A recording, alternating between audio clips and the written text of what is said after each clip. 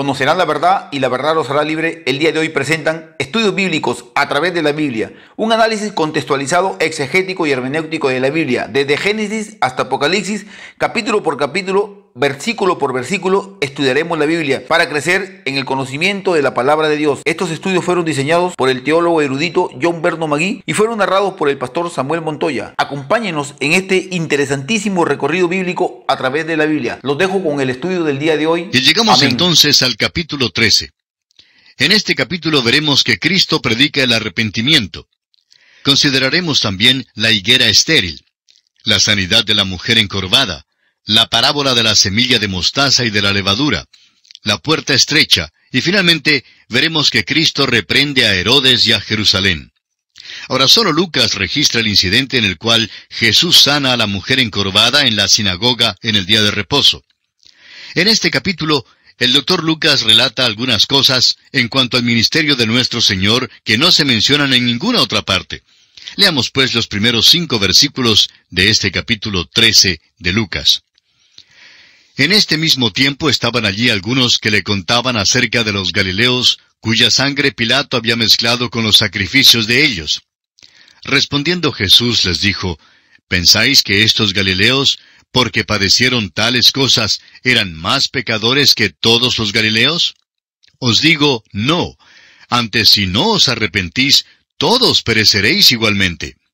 ¿O aquellos 18 sobre los cuales cayó la torre en Siloé y los mató, pensáis que eran más culpables que todos los hombres que habitan en Jerusalén? Os digo, no. Antes, si no os arrepentís, todos pereceréis igualmente. Este pasaje tiene varias lecciones buenas para nosotros. La primera nos enseña que cuando algún cristiano tenga cuitas o problemas más allá de lo común y corriente, y realmente son muchos los que se encuentran en esta situación, no debemos interpretarlo como si esta persona fuese mayor pecador que los demás, porque las dificultades que vienen no siempre es como resultado de sus pecados.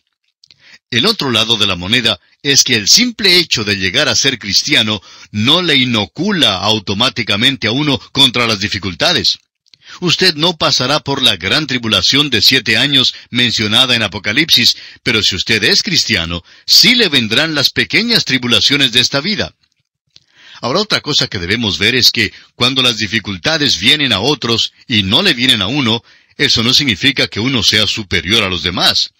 Quizá Dios esté permitiendo que uno vea la dificultad de otro para estimularlo a uno a acercarse a Dios.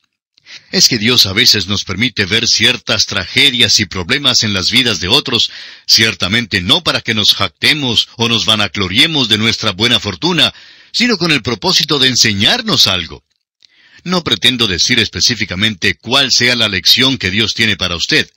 Solo quiero señalar el hecho de que Dios tiene una lección para cada uno de nosotros. Y llegamos ahora a la parábola de la higuera aquí en los versículos 6 al 9 de este capítulo 13 de San Lucas. Dijo también esta parábola: tenía un hombre una higuera plantada en su viña, y vino a buscar fruto en ella, y no lo halló.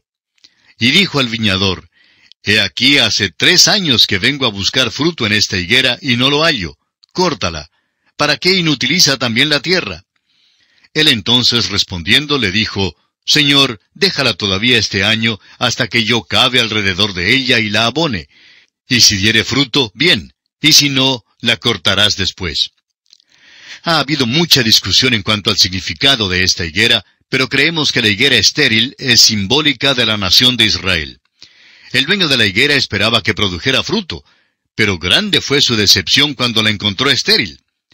Siendo que no era productiva, el dueño quiso actuar en juicio y cortarla. Ahora el viñador intercedió a favor de la higuera y rogó pidiendo otra oportunidad para ver si producía. El dueño concordó en darle otra oportunidad al árbol. Esto, por supuesto, es un cuadro de Israel. Dios le dio a la nación otra oportunidad para apartarse de su rebelión y esterilidad, antes de caer bajo el juicio de Dios. Es interesante notar que Israel no puede vivir en su propia tierra hoy en día en paz con sus vecinos mientras continúa rechazando a Dios. No fue Alemania en el pasado, ni son sus vecinos presentes los que le causan tantos problemas a Israel. Es Dios. Israel es el pueblo escogido de Dios. Él los traerá de vuelta a la tierra algún día en fe y en credulidad. Ellos están en la tierra hoy en día en incredulidad y no tienen paz. Esta es la evidencia de la mano de Dios obrando en los asuntos del mundo. Tenemos ahora el caso en el cual Jesús sana a la mujer encorvada. Leamos los versículos 10 al 14 de este capítulo 13 de Lucas. Enseñaba Jesús en una sinagoga en el día de reposo, y había allí una mujer que desde hacía 18 años tenía espíritu de enfermedad y andaba encorvada, y en ninguna manera se podía enderezar. Cuando Jesús la vio, la llamó y le dijo, «Mujer, eres libre de tu enfermedad». Y puso las manos sobre ella, y ella se enderezó luego, y glorificaba a Dios. Pero el principal de la sinagoga, enojado de que Jesús hubiese sanado en el día de reposo, dijo a la gente, «6 días hay en que se debe trabajar. En estos, pues, venid y sed sanados, y no en día de reposo». Esta mujer sufría uno de los casos peores de enfermedad que se relata en la Biblia. Tenía una enfermedad seria. Ahora, el problema no surgió porque el Señor la sanó, sino porque la sanó en el día de reposo. Y esto fue lo que causó tantas contiendas entre el Señor y los príncipes religiosos. Este es uno de los casos de enfermedad anotados por el Dr. Lucas, pero es difícil traducir a nuestra terminología los síntomas que él describe. Dice que esta mujer sufría un espíritu de enfermedad que la había importunado por 18 largos años. Su enfermedad era crónica, y debido a esto había quedado encorvada. Esta pobre mujer no podía levantarse. Tenemos pues aquí a una mujer en una condición desesperada. Era una mujer miserable y desafortunada, ciertamente merecedora de nuestra compasión. Probablemente este era uno de los casos de enfermedad física más terribles que el Señor haya tratado aquí en la tierra. Ahora, note usted lo que dice el Señor en los versículos 15 y 16 de Lucas, capítulo 13. Entonces el Señor le respondió al principal de la sinagoga y dijo, «Hipócrita, cada uno de vosotros no desata en el día de reposo su buey o su asno del pesebre y lo lleva a beber. Y a esta hija de Abraham, que Satanás había atado 18 años, ¿no se le debía desatar de esta ligadura en el día de reposo?» Tenemos que confesar que no comprendemos por qué esta mujer había sido atada por Satanás. Al parecer, no era una persona inmoral, y asistía con regularidad a la sinagoga, aún estando en esa condición. Pues fue precisamente dentro de la sinagoga donde el gran médico le dijo, «Eres libre de tu enfermedad». Y como ya leímos en el versículo 13 de este mismo capítulo, el Señor puso sus manos sobre ella e inmediatamente se enderezó y glorificaba a Dios. El toque de Jesús en ella fue una ayuda a su fe. Ella hizo contacto con Cristo. Y amigo oyente, el contacto personal con Cristo Jesús, eso es lo importante. Esta mujer no había venido a la sinagoga con ninguna intención de ser sanada. Cuando fue sanada, la reacción del principal religioso fue algo realmente extraordinaria. Este hombre tenía más interés en la regla que en el hecho de que había sido liberada una pobre mujer que había sido encadenada por 18 años con esta terrible enfermedad. La cuestión del día de reposo era el punto más importante para estos príncipes religiosos. Había llegado a ser una carga demasiado grande para llevar. La cuestión del día de reposo todavía hoy es una cuestión de debates acalorados. Pero lo importante, amigo oyente, no es arguir en cuanto a la religión, sino aprender a vivirla. Y ahora leemos aquí en el versículo 17 de Lucas 13, «Al decir él, es decir, Jesús, estas cosas, se avergonzaban todos sus adversarios, pero todo el pueblo se regocijaba por todas las cosas gloriosas hechas por él». Parece que el pueblo, aunque le oyó con gozo, no parecía interesado en seguir a Jesús. Y también le es posible a usted, amigo oyente, llegar a ser tan religioso y endurecido a la vez en su voluntad que excluye a Jesús de su vida. Puede que sepa usted todas las respuestas sobre la religión y que sea un perito en argumentos, como lo eran estos príncipes religiosos, pero la pregunta verdadera es, ¿ha dejado usted alguna vez que Cristo Jesús entre en su corazón? No hay ningún sustituto para este paso. ¿Está usted acaso lleno de dudas? ¿O quizá perplejo o afligido? ¿Está tal vez encorvado como esta mujer con las cargas de la vida? Pues entonces, amigo oyente, este es precisamente el momento de acudir al Señor Jesucristo tal cual está, con todas sus cargas y pecados, y Él le sanará y le recibirá. Él quiere ser su Salvador. Acuda pues a Cristo Jesús en este momento y ábrale las puertas de su corazón, recibiéndole como su único y todo suficiente Salvador. Y aquí nos detenemos por hoy y proseguiremos el estudio de este capítulo 13 del Evangelio de Lucas, Dios mediante, en nuestro próximo programa. Es nuestra oración que el Señor le bendiga en manera especial.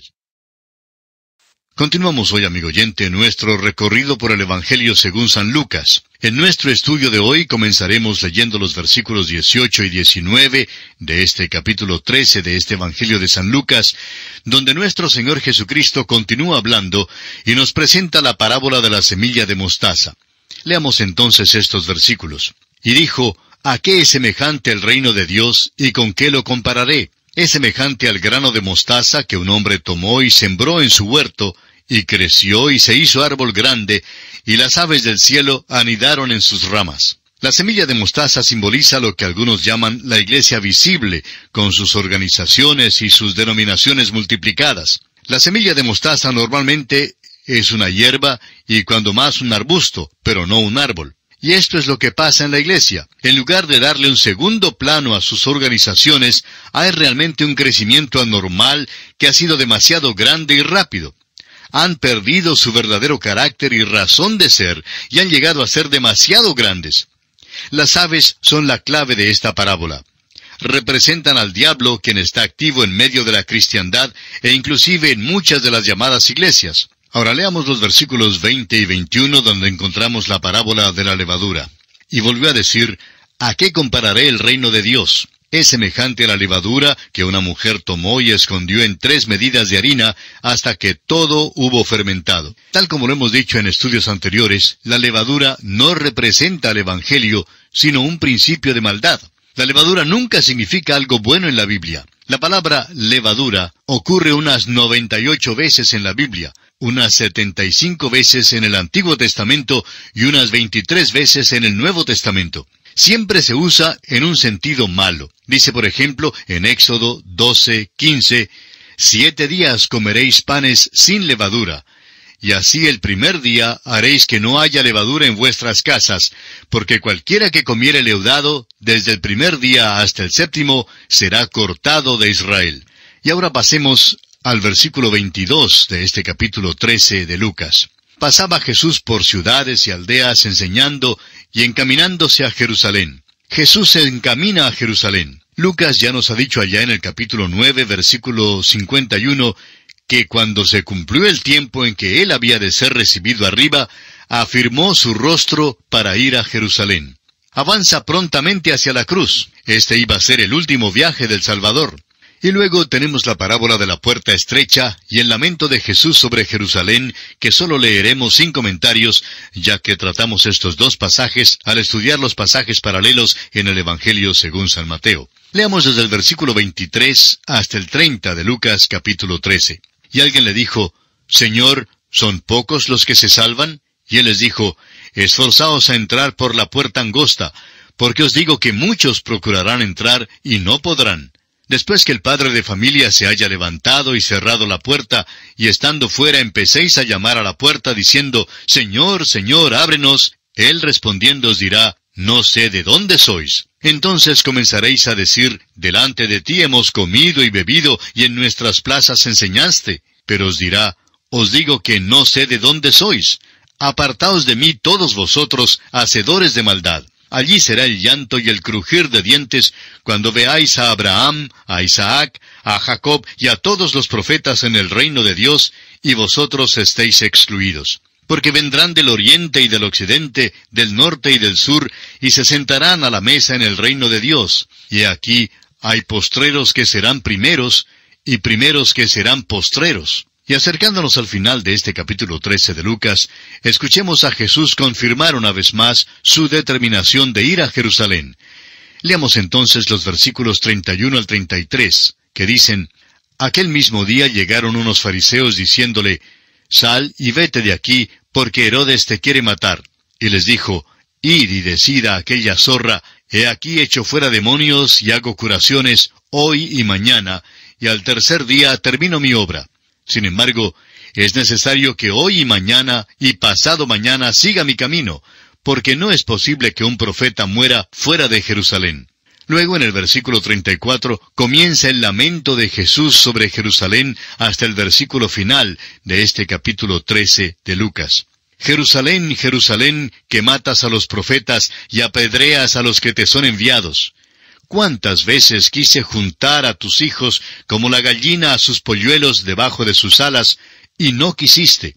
He aquí vuestra casa os es dejada desierta, y os digo que no me veréis hasta que llegue el tiempo en que digáis, bendito el que viene en nombre del Señor. Y así, amigo oyente, concluye el capítulo 13 del Evangelio según San Lucas.